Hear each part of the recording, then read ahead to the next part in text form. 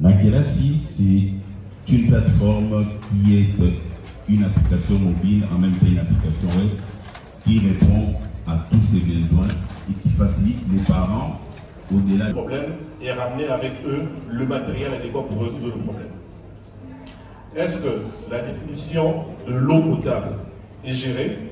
Est-ce que l'électricité à travers la ville de Kinshasa a des capteurs dans ces différents cabines ou stations? Nous allons débattre sur les états généraux de la numérisation de la ville de Kinshasa. La ville de Kinshasa, la ville province de Kinshasa, est une mégapole de pratiquement 20 millions d'habitants. Et lui, il a 20 millions. Voilà, plus de 20 millions selon la CIA. Moi, je vais 10, 12 millions, au sous-réserve. 20 millions selon la CIA et la RDC à 105 millions. Et 20 millions d'habitants. 105 millions, c'est pas fou, parce que les gens tablent déjà dans les statistiques, on tape sur 100 millions. Donc 100, 105 millions, vu le niveau de croissance de plus de 3%. Et peut-être 10 à 15 millions de diaspora. Exactement. Ça fait, on est à 100 Congolais, 115 à 120 millions. Voilà. Alors c'est une grande ville, c'est une mégapole, et cette mégapole doit être pensée. Elle doit être pensée, elle doit être structurée, et cela doit être fait à partir de maintenant. Et donc, encore, félicitations pour l'événement, parce que ça nous permet de penser à la ville de demain, à Kinshasa 2.0, à Kinshasa 3.0 peut-être. Kinshasa, nous connaissons nos problèmes. Nous avons le problème de distribution d'énergie. Nous connaissons le problème de distribution d'eau potable. Nous connaissons le problème de gestion de parking. Nous connaissons le problème de circulation. Et nous connaissons également le problème de gestion de déchets. Mais nous avons d'un autre côté les outils numériques. Les outils numériques qui sont nés ailleurs et que nous... PGA de la PDMK, M. Junior Bissouessé, qui... excusez-moi. Bissouessé. Ministère du numérique, nous avons au mois de juin mis en place ce qu'on appelle le programme de transformation numérique de la RDC, qui découle de la grande vision du chef de l'État. La définition d'une fracture, c'est-à-dire, pour un os par exemple, on a cassé et il y a deux corps, il y a deux parties.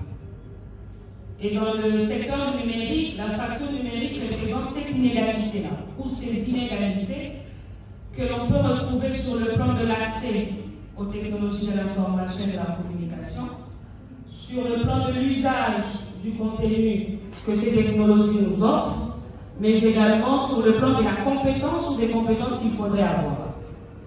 Et avec le dernier rapport de la RPTC, on découvre déjà qu'au Congo, la fracture est quand même significative, où d'un côté, si je dois prendre une fracture numérique générationnelle, les jeunes ont plus accès aux tech ou aux technologies, aux TIC, que les vieilles personnes. Déjà, la fracture peut commencer par là. Ça, c'est une fracture générationnelle. De l'autre côté, on peut dire les provinces, les entités territoriales décentralisées par rapport à la grande ville de Kinshasa, il y a une certaine fracture aussi qui peut s'installer. Si je suis par exemple à Kasumbalesa, je n'ai pas accès aux mêmes technologies qu'une personne qui est ici à Kinshasa. Je m'explique.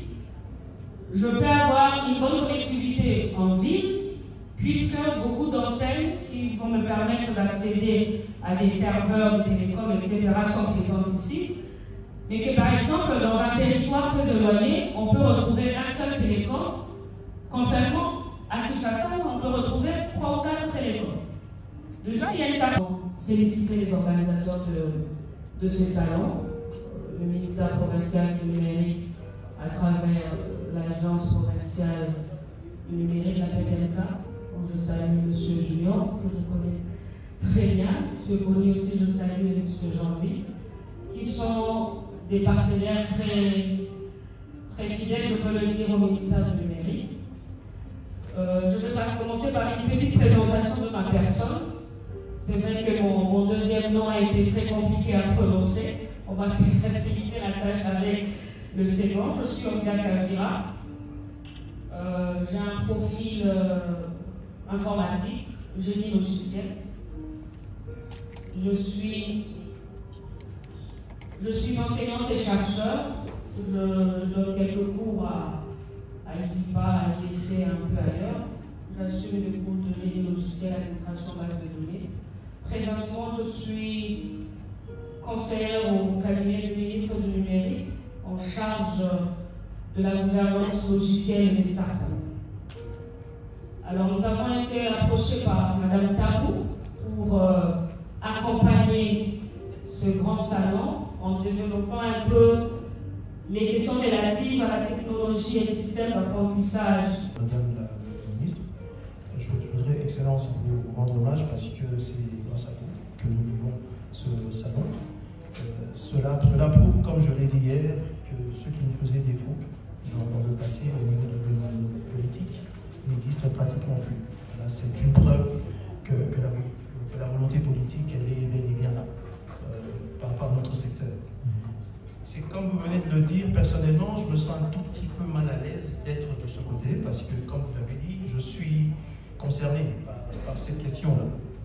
Alors, je vais essayer de répondre à la fois du côté de l'autre côté, et puis du côté des décideurs. Donc, ça sera un tout petit peu compliqué, mais je vais essayer de m'en sortir. C'est vrai que c'est important que les décideurs puissent inconditionnellement se familiariser au numérique. Vous avez entendu les deux précédents intervenants qui ont bien exposé et qui ont bien fait comprendre tous les... Pour faire l'économie de mon exposé, j'ai été invitée par Madame la ministre provinciale Tabou pour parler des compétences et solutions d'apprentissage qui peuvent permettre de mettre fin à la fracture numérique. Alors vous êtes sans ignorer que le pays, à travers le ministère du numérique, a amorcé ce qu'on appelle le programme de transformation numérique du pays. Cette pensée revient au chef de l'État, M. Félix Tshisekedi, qui a décidé de faire du numérique un levier d'intégration, mais également de bonne gouvernance. Il est important que la population ait maintenant dans ses habitudes ce qu'on appelle la culture numérique. Alors j'ai présenté quelles sont les solutions qui pouvaient permettre à la population de mettre fin à la culture numérique et d'appartenir à ce qu'on appelle une inclusion numérique. J'ai essayé de brosser les quelques plateformes numériques qu'on retrouve à travers le monde. Et j'ai chuté en recommandant à l'écosystème numérique de prendre en charge cette question par le développement et l'implémentation d'une solution Made in Congo qui permettrait à la population de ne pas recourir aux plateformes étrangères, mais de rester focus sur une plateforme congolaise. En peu de mots, voilà ce qui a été l'économie de mon intervention. Et un petit mot par rapport à ces premiers salons, Kintech, qu'est-ce que vous pouvez dire par rapport à ces salons? C'est une grande réussite, mais c'est également une initiative à encourager pour les autres provinces de la République. On ne peut pas transformer l'économie qu'avec les forces des membres du gouvernement. Il faudrait que tout le monde mette sa main à la construction de la transformation numérique du pays. Je salue vraiment l'initiative qui est portée par monsieur le gouverneur de la ville de Kinshasa à travers l'agence provinciale du numérique, chapeautée par monsieur Junior et sous la coordination de madame Tabou. Je leur envoie vraiment mes fleurs de félicitations et j'encourage le jeune à s'approprier ce genre de cadre d'échange où ils sont à la rencontre de seniors qui maîtrisent un peu les questions numériques et technologiques à travers le monde. J'encourage aussi la population à soutenir les actions du gouvernement, puisque la transformation numérique ne peut pas se faire par les politiques. Il y a aussi la société civile qui doit intervenir. Donc je jette encore mes fleurs à tous les organisateurs et je souhaite bon vent aux prochaines sessions de Kintech. Merci beaucoup. On peut revenir sur la présentation ou cette activité sur Kintech a une portée significative vis-à-vis de la population congolaise en général et kinaise en particulier. Absolument, absolument. Et nous ne sommes qu'à la première édition. Et cette première édition va bien sûr enchaîner plusieurs autres éditions dans le futur.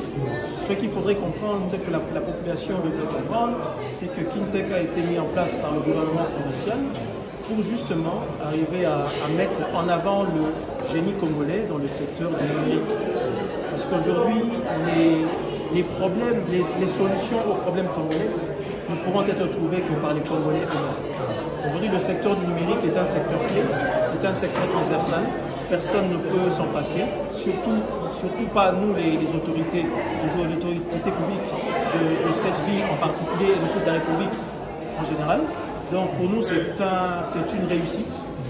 Ce n'était pas facile, c'est la première édition et nous allons en faire d'autres encore. Pour les mamans maraîchères, ceux qui vendent au marché numérique, c'est trop intellectuel. Vous avez raison, mais comme vous le dites toujours, ce n'est pas seulement les mamans maraîchères. Hein. Il y a des messieurs en cravate aussi qui n'y connaissent rien. Mais comme je le dis toujours, la RDC a encore besoin de cette maturité-là dans le numérique. C'est justement pour ça que la ville de Kinshasa, le gouverneur de la ville de Kinshasa, son excellent Jean-Tini Ngobinambaka, a eu cette ingéniosité de matérialiser la vision du chef de l'État en créant l'agence provinciale pour le développement du numérique, APDNK. C'est justement cette agence-là qui a, dans ses missions, nous avons aussi la mission d'éduquer cette population-là. Aujourd'hui, il y a des mamans maraîchères qui n'ont peut-être pas, qui ne se sentent peut-être pas dans le numérique, mais qui font ce qu'on dit qu'au bois à carte, qui vont dans les coopératives. C'est une pratique intellectuelle. Donc pour dire que le Congolais a du génie à tous les niveaux, il faut juste bien encadrer ça pour le bien plus, parce que cet outil numérique doit arriver justement jusqu'à ce niveau-là, parce qu'une maman maraîchère doit prendre le temps d'apprendre, de comprendre, pour là où elle pouvait par exemple faire 1000 francs, grâce à l'outil numérique, il faudrait lui faire comprendre qu'elle peut faire 10 000. C'est à ça que ça sert, et justement le gouvernement provincial va s'atteler à cet aspect-là. Une petite présentation pour terminer. Je suis M. Junior Biswese, je suis actuellement le directeur général de l'APDNK, qui est l'agence provinciale pour le développement du numérique, et l'un des concepteurs de cette agence. Merci beaucoup.